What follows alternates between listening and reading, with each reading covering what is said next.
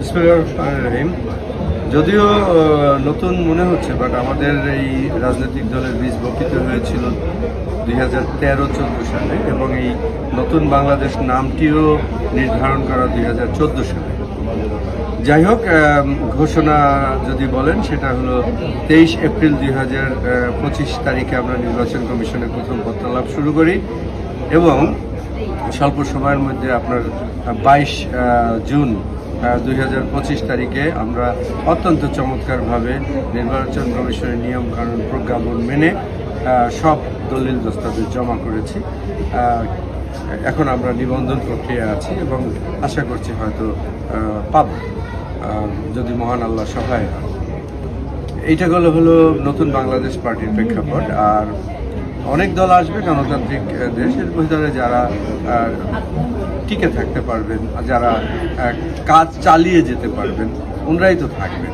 তো আমরা এখনো কাজ চালিয়ে যাচ্ছি এবং আমাদের উদ্যম আছে এবং আমাদের পরিকল্পনা আছে যে আমরা সামনে কাজকে কিভাবে আরো গতিশীল করব।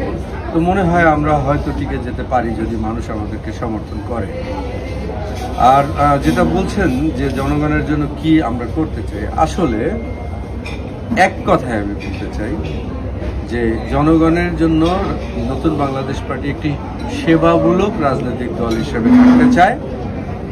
রাজনৈতিক দল হিসেবে ক্ষমতার রাজনীতি করতে চায় না, কাজ করবে ক্ষমতার বাইরে থেকে, জনগণের সেবা করবে, জনগণকে বুঝাবে what is the good thing of politics. কারণ মানুষ পলিটিক্সে দ্বিধা হয়ে গেছে এখন, পলিটিক্সকে আর আস্থা রাখতে পারে না।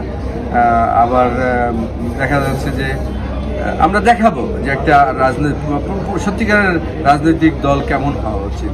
তো এর ফলে জনগণ যদি চায় যে না এই দলটা ভালো, এদেরকে ভোট দেই, তাহলে ক্ষমতায় যে যাওয়া এটা তো কেউ ঠেকাতে পারবে না। আমি ক্ষমতায় যাব বলে চিৎকার করে আমার কোনো লাভ নেই যদি জনগণ না চায়। So our approach is to go to people first, then জনগণের সমর্থন নিয়ে সামনে এগিয়ে যাওয়া। That's the main.